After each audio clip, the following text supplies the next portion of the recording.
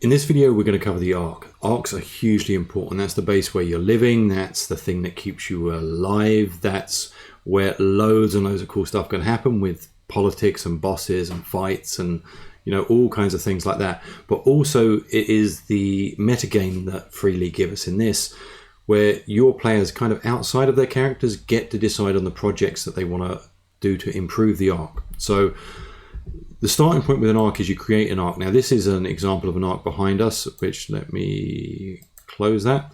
So here's an example of an arc where there's bosses in different places. There's a water source there. That's where the Elder is. They give you a couple of sample arcs, but your players can kind of create any one they want, which is cool because then immediately they're getting this, not so much buy-in, but this, this link to the arc because they've had a play or a role in building it, which is cool. You then determine the location. So you're starting with a blank map, and if I go back to the zone maps here, special zones. So Mutant Year Zero zones, big smoke.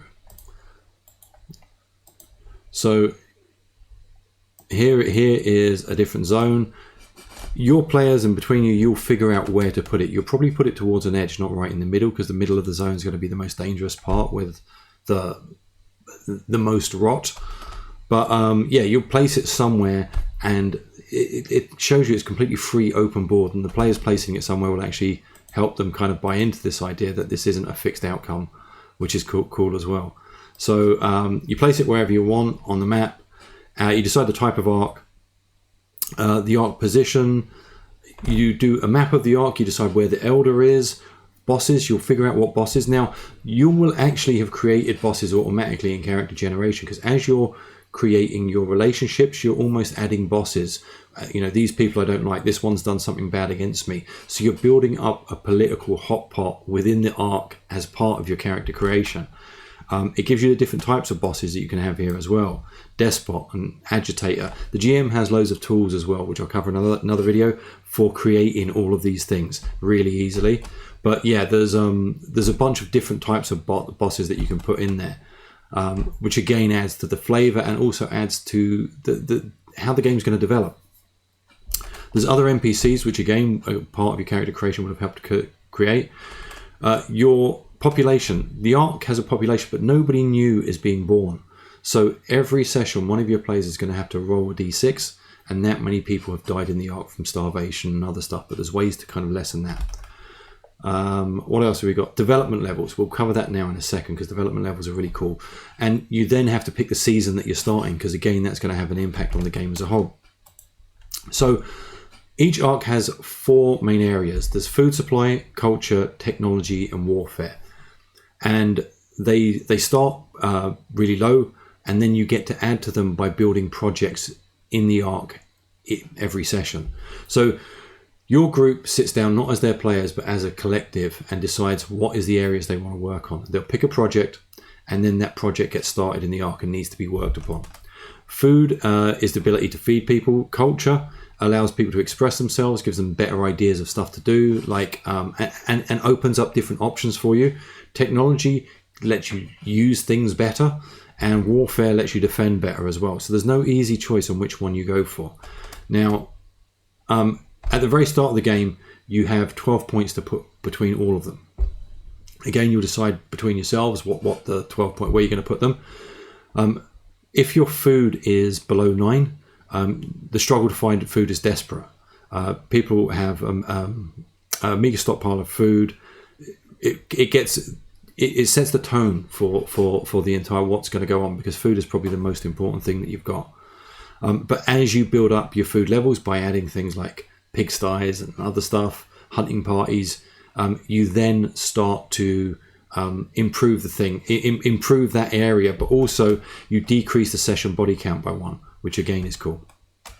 Culture helps people understand artifacts. People then start to read and start to learn how to write and that kind of stuff.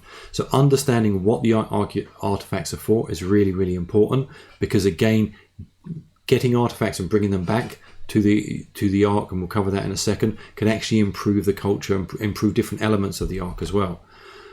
Technology technology helps people actually build stuff. So you're going to need certain technology levels in order to create other projects later on for the Ark as well. And warfare is about helping defend yourself. So the People's Project. So basically what happens every session, you're going to have an assembly, which is the players decide what's going to be worked on, not the characters, but the players. And you pick a project and start on a project. So here's a list of projects. So for example, it could be a pigsty to add to food. What happens is every single project has an amount of work points that need to be added to it. So work points are, for this one, is 2 times the number of PCs. So imagine you have 3 PCs playing. It's going to be 6 work points they need to do. Every session, in order for this project to progress, at some point your players are going to need to be in the Ark and try and work towards this. Now they'll do that by making rolls. They could be assisting people. They could be using tools that they've got. But it's a kind of an overview of the overall how much the Ark is behind the project that you're doing. So you make your rolls. Every success you get uses up one of the work points or cancels off one of these work points. When all the work points are gone, this project is complete. Then you're going to roll plus 2d6 and add it to your food supply. So your development level for your food changes by 2d6. That's a permanent thing. Now these things can be destroyed if you're attacked and stuff like that. And that's how you slowly increase over time and change the outlook and how your Ark is kind of constructed. The basic ones you don't have any development requirements for. But you can see things like if you wanted to build a mill. So a mill is going to make a big difference.